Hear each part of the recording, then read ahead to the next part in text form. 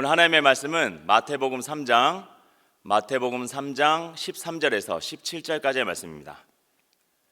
이때에 예수께서 갈릴리로부터 요단강에 이르러 요한에게 침례를 받으려 하시니 요한이 말려 이르되 내가 당신에게서 침례를 받아야 할 터인데 당신이 내게로 오시나이까? 예수께서 대답하여 이르시되 이제 허락하라.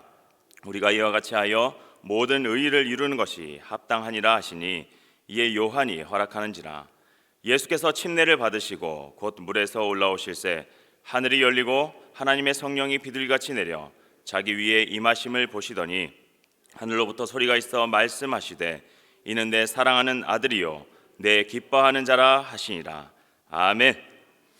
마태복음 3장 13절에서 17절 말씀을 가지고 내 기뻐하는 자다, 내 기뻐하는 자다라는 제목으로 함께 은혜 나누겠습니다. 오늘 본문은 예수님께서 침례 받으시는 장면입니다. 또한 복음이신 예수님께서 공생애를 시작하시는 것입니다. 성부, 성자, 성령께서 한 공간에 동시에 나타나신 삼위일체 하나님을 증거하는 중요한 본문이고 사건입니다.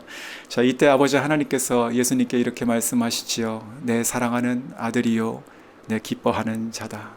아멘. 하나님께서는 예수님을 사랑하셨고 또 기뻐하셨습니다. 아버지와 아들 관계에서는 당연한 것이지요. 하지만 이번에 말씀 묵상하며 내 기뻐하는 자다, 이것이 새롭게 걸렸습니다. 침례 받으시는 예수님을 보시며 어떤 기쁨을 가지셨을까? 자, 이 말씀을 묵상하며 주님의 순종을 저희가 보게 됩니다. 이 본문을 가지고 오늘 저희는 하나님께서 기뻐하셨던 예수님의 세 가지 순종 살펴봅니다. 그리고 우리도 그 순종 따라 주님의 기뻐하시는 하나님의 기쁨 되시는 저희 모두가 될 수 있기를 주님의 이름으로 축원합니다.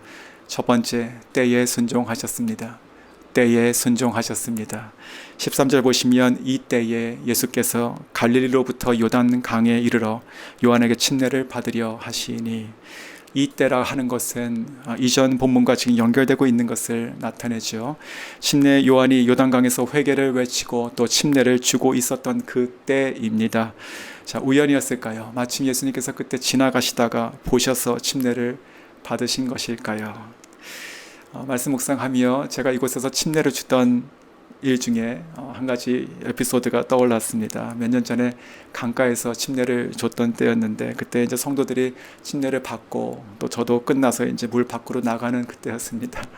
근데 그때 한 남성도가 갑자기 우통을 벗더니 물속으로 뛰어들어서 자기도 침례 받겠다고, 내 차례라고 그렇게 소리치면서 오는 것을 보았습니다. 얼마나 당황스러웠던지 또 모두가 얼마나 웃었는지 모르겠습니다. 자, 예수님께서 침례 받으신 것은 그렇게 우연히 마침 그곳에 침례가 있었기 때문에 온 김에 받으신 것이 아닙니다. 오히려 우리가 13절을 자세히 보시면 주님께서 갈릴리로부터 요단강에 이르셨음이 침례를 받으려 하신 것이다, 이렇게 제가 또한 이해할 수 있는 것이지요. 즉 예수님께서 이때에 나오셨다는 그 말씀은 또한 그때까지는 나오지 않으셨다는 말이죠. 그냥 계셨습니다. 즉 성경이 거진 기록하고 있지 않는 주님의 30년의 시간, 그것은 잃어버린 시간도 아니고 버려진 시간도 아니었습니다. 이 또한 평범하게 목수의 아들로 사신 것처럼 보였지만 주님께는 시간의 때에 순종하신 시간들이었습니다. 그리고 또 때가 되어서 지금 나오신 것이죠. 이 또한 순종인 것이죠.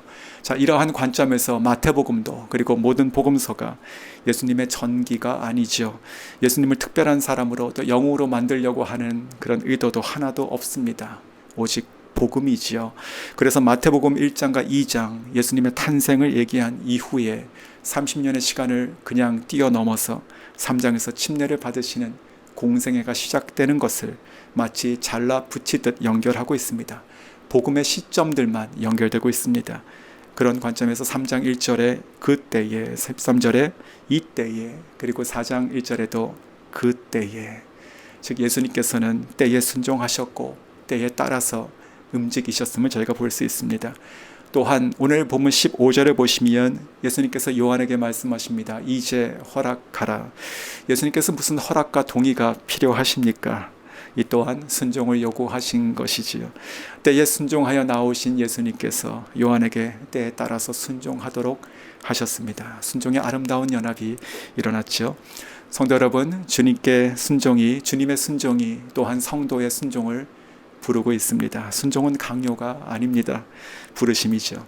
주님의 순종을 따라서 성도인 우리가 오늘도 순종을 드리는 것이 참으로 복되고 아름다운 인생입니다. 이것을 깨닫고 그리고 순종하여 누리시는 저희 모두가 될 수 있기를 주님의 이름으로 축원합니다. 그런데 때에 순종한다는 것을 묵상하며 우리에게는 한 가지 근본적인 어려움이 있음을 또 생각하게 되었습니다. 예수님은 하나님이시죠. 그렇기 때문에 모든 때를 아시고 순종하실 수 있었습니다. 하지만 우리는 그렇지 않습니다. 우리는 그저 모든 것에 때가 있다는 것을 알 뿐 모든 순간이 무슨 때인지 알지 못합니다. 알 수 있으면 순종할 것인데 알 수 없으니 참 어렵다 생각이 듭니다. 이 질문 앞에 다시 본문으로 돌아가서 이제 문맥 가운데 사람이었던 요한을 다시 생각하게 되었습니다. 그리고 한 가지 깨닫게 하셨습니다. 성도 여러분, 하나님의 때에 순종한다는 것은요, 내 때에 순종하지 않는다는 뜻입니다. 다시 말씀드립니다. 하나님의 때에 순종한다는 것은 내 때를 주장하지 않는 것입니다. 신약 요한의 이전 말을 보면 저희가 명확하게 알 수 있습니다.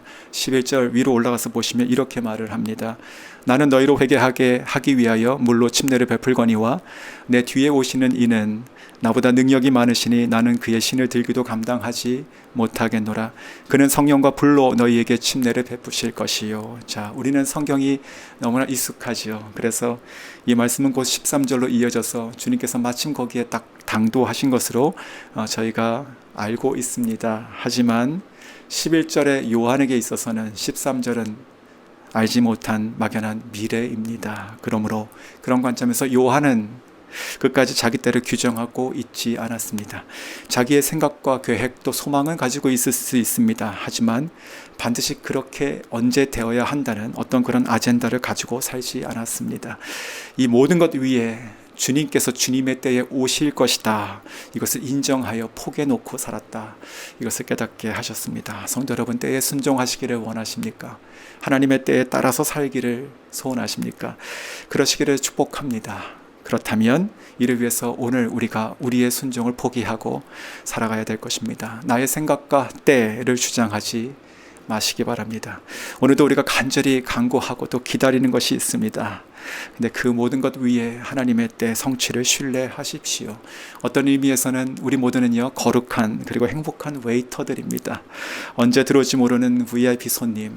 그러나 그 사람이 그 때에 온다는 것을 우리가 알기 때문에 우리는 지금 내 자리에서 반듯하게 서 기다리는 것이지요. 때에 순종하여 오늘과 내일을 살아가실 때 하나님께서 크게 기뻐하시는 인생 되실 줄 믿습니다. 두 번째, 주님께서는 자리에 순종하셨습니다. 자리에 순종하셨습니다. 다시 침례를 한번 생각해 보겠습니다. 침례는 구원을 위한 것이 아닙니다. 침례는 구원 받은 자가 죄와 믿음의 고백으로 하는 것입니다. 즉 침례는 내가 죄로 인해서 물에 들어감으로 죽는 것이고 또 그리스도와 함께 물에서 나옴으로 내가 살았다 하는 고백인 것이지요. 침례는 용서받은 죄인이 믿음으로 고백하는 것입니다. 예수님은 어떠십니까? 예수님도 사람이셨지만 성경이 증언하는 바 그는 죄가 없으십니다. 그리고 하나님이셨습니다. 그러므로 예수님께 침례는 해당하지 않습니다. 그 과정은 불필요한 것입니다. 아니, 침례를 주는 것은 몰라도 침례를 받는 것은 아니지요. 그런데 그러한 주님께서 침례를 받으셨습니다. 그렇게 하여 모든 의를 이루라 말씀하셨습니다. 이것은 주님께서 죄인의 자리에 순종하여 서신 것입니다. 우리를 사랑하사 우리를 구원하시기 위해서 친히 우리의 자리에 서신 것입니다. 침례를 받으셨고 나중에는 십자가 우리 자리에 달려 돌아가셨습니다. 자, 이러한 관점에서 침례의 현장으로 다시 돌아가 보면 위대한 전환 시프트가 일어나 있습니다. 예수님과 그리고 요한의 역할이 바뀌어 있습니다. 사람과 하나님의 자리가 바뀌어 있습니다. 죄인과 그리고 구원자의 자리가 바뀌어 있습니다. 자, 이 자리의 순종 누가 감히 이해할 수 있습니까? 그저 놀랍고 경이롭고 감사드릴 뿐입니다. 그때 하늘문이 열렸습니다. 하나님께서 가만히 계실 수 없었습니다. 성령이 비둘기같이 문자적으로 위에서 내려오셨습니다. 물에서 나오셨던 예수 그리스도의 머리 위에 머무셨습니다. 하늘에서 그때 아버지의 음성이 들렸습니다. 이는 내 사랑하는 아들이요 내 기뻐하는 자다. 이것은 왕의 대관식이었습니다. 화려한 왕궁에서가 아닌 거친 들판 요단강에서 벌어졌던 진정한 왕의 대관식. 자, 아직 예수님의 몸에 손을 대고 있었던 요한은 그 순간 눈물이 터졌을 것입니다. 그가 광야에서 메뚜기와 그리고 석청을 먹으며 지낼 수 있었던 한 가지 이유는요, 내가 반드시 약속하신 그 메시아를 만날 것이라는 그 소망, 그분의 길을 예비하고 있다는 자기 자신의 정체성, 그분이 걸어오실 때 성령께서 알게 하실 거라는 믿음, 그 내 평생에 내가 그분을 내 눈으로 볼 것이라고 하는 그 영광의 순간을 기다렸던 것이지요. 그런데 지금 그가 그 순간을 맞은 것입니다. 이 감격, 사람이 줄 수 있는 것이 아닙니다. 사람이 만들 수 있는 것도, 또 돈으로 살 수 있는 것도 아닌 것이지요. 이것은 하늘에서부터 오는 하나님께서 주시고 만들어 주시는 위대한 영광의 감격이기 때문에 그렇습니다. 훗날 요한은 제자들에게 이렇게 고백합니다. 이전에 자기를 따르던 많은 사람들이 이제는 예수님을 따른다는 그 소리를 들었을 때 그는 오히려 웃으며 이렇게 얘기하죠. 내 안에 기쁨이 충만하다. 신랑 곁에서 그 음성을 듣는 그 친구의 기쁨, 그것으로 나는 만족하고 충만하다. 그는 더 흥하여야 하겠고 나는 더 쇠하여야 하리라. 가서 너희가 전하라. 자, 사랑하는 성도 여러분, 모든 과정에 있어서 자리에 순종하길 기쁘게 하십시오. 죄인의 자리에 선순종하신 예수님께서 우리를 순종의 자리로 부르시고 계십니다. 내가 어디에서 무엇을 하건, 지금 내가 어떠한 대우를 받건, 어떤 과정을 지나고 있건 감사함으로 순종하십시오. 아무 쓸모없는 나를 통해서 주님께서 그래서 드러나실 수 있다면, 그리고 존귀와 영광을 받으실 수 있다면 이 순종은 영광이 되는 것입니다. 모든 일에 하나님을 믿고 그리고 자리에 순종함으로써 하나님의 큰 기쁨 되시는 모든 분 되시길 주의 이름으로 축원합니다. 자, 마지막 세 번째, 사명에 순종하셨습니다. 사명에 순종하셨습니다. 다시 17절 말씀을 생각해 보면, 이는 내 사랑하는 아들이요 내 기뻐하는 자다. 자, 무엇이 또 기쁘셨을까요? 부모가 자녀를 언제 기뻐하죠? 아마도 우리는 우리 자녀가 그 노력과 능력을 인정받았을 때, 좋은 성과를 냈을 때, 또 칭찬받을 때 등등의 상황에서 우리는 자녀를 기뻐할 것입니다. 그런데 만약 내 자녀가 사람들에게 무시당하고 또 핍박당하고 도망다니고 자기가 하지도 않은 것 때문에, 아는 일로 또 온갖 모든 것을 다 뒤집어 써서 형벌을 받고 또 심지어 사형 선고를 받아 죽게 된다면 어느 부모가 그 자녀를 기뻐하겠습니까? 아마도 우리는 당연히 세상을 증오하고 그리고 그렇게 산 자녀도 원망할 것입니다. 너는 어떻게 그렇게밖에 살 수 없었니? 그런데 사랑하는 성도 여러분, 아버지 하나님의 기쁨은 오히려 후자입니다. 우리가 잘 알고 있는 것처럼 이사야서 53장 말씀을 섞어서 생각해 보겠습니다. 그는 멸시를 받아서 사람들에게 버림을 받았으며 내가 너를 기뻐하노라. 그는 실로 우리의 질고를 지고 우리의 슬픔을 당하였거늘 내가 너를 기뻐하노라. 그가 우리의 허물과 죄 때문에 상하고 찔렸도다. 내가 너를 기뻐하노라. 그가 우리의 나음을 위하여 징계를 받고 채찍에 맞았도다. 내 사랑하는 아들아, 내가 너를 기뻐하노라. 사랑하는 성도 여러분, 이것이 예수님께서 이 땅에 오신 사명이었습니다. 얼마나 위대하고 숭고한 사랑입니까? 이것이 복음이 아니겠습니까? 요한복음을 보면은 우리가 침례 요한이 예수님이 자신에게 나왔을 때 이렇게 얘기하는 것을 저희가 보게 되죠. 보라, 세상 죄를 지고 가는 하나님의 어린 양이로다. 내가 너를 기뻐하노라. 죽기 위해 나신 분, 자신의 죽음으로 우리 안에 있는 죄의 사슬을, 저주를 깨신 분, 바로 그분이 예수 그리스도이십니다. 하나님께서 그분을 기뻐하셨습니다. 주님이 사명에 순종하셨습니다. 사랑하는 성도 여러분, 하나님께서 우리 각자에게 부르신 사명이 있습니다. 그것을 깨닫기를 원합니다. 간구하십시오. 그리고 그것을 순종하여 살아가시길 원합니다. 이 또한 순종하신 주님의 부르심입니다. 영광의 초대입니다.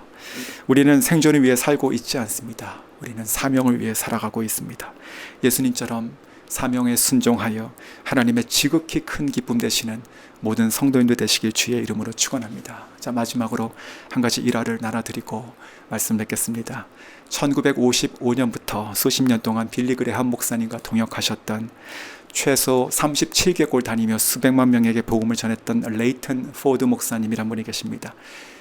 타임지에서 언젠가 그분을 향해서 복음을 가장 역동적으로 전하는 영향력 있는 설교자다 이렇게 또 평가하기도 했었습니다. 지금 90세로 생존해 계신 전설 같은 분이시죠. 그가 한 모임에서 자신의 삶을 돌아보는 간증을 한 것이 있었는데 자신에게 있어서 잊을 수 없는 하나의 사건에 대한 것을 얘기하고 있었습니다. 그것은 그가 젊었을 때 자기의 팀과 함께 집회를 위해서 서부 아프리카를 여행했던 때의 일이었습니다. 비행기의 중간 연료를 공급을 위해서 다카라고 하는 공항에 내렸었는데 거기서 아프리카에서 10년 동안 무슬림 선교를 하시던 한 프랑스 선교사님을 만났다고 합니다. 그때 그 포드 목사님의 일행 중에 있었던 한 사람이 그 선교사님에게 물었습니다. 선교사님, 그동안 얼마나 많은 회심자가 있었습니까? 선교사님께서 대답하셨습니다. 2명입니다. 10년 선교를 하면서 2명 결신자를 얻었다. 이 말에 그 일행 중에 다른 사람이 또 이렇게 불쑥 얘기했다고 합니다. 선교사님, 그러면 무엇 때문에 지금 이곳에 계십니까? 자, 이 말을 들었던 선교사께서는 오히려 매우 크게 놀라시며 이렇게 대답했다고 합니다. 이곳에 왜 있냐고요? 그것은 예수 그리스도께서 나를 이 자리에 두셨기 때문입니다. 그 이유 하나로 저는 지금까지 제 일을 하고 있습니다. 포드 목사님께서 그의 간증에서 한 이야기가 그때 그 일이, 그 말이 자신의 생애 속에 일어난 가장 잊을 수 없는 사건이었습니다 라는 고백이었습니다. 자, 예수님께서 침례 받으셨습니다. 이것은 때에 순종하신 것이고 자리에 순종하신 것이고 그리고 사명에 순종하신 것이었습니다. 하나님께서 그것을 기뻐하셨습니다. 우리가 오늘 이 기쁨을 하나님께 드릴 수 있기를 원합니다. 우리가 너무 많은 우리를 위한 간구가 있죠. 하나님께 우리 자신을 드리면 좋겠습니다. 하나님이 우리를 보시며 오늘 아침 참 기뻐하시고 우리를 향해서 그 기쁨을 주체하지 못하시는 하나님의 놀라운 은혜와 축복이 모든 성도들 가정과 삶에 임하시기를 주님의 이름으로 축원합니다.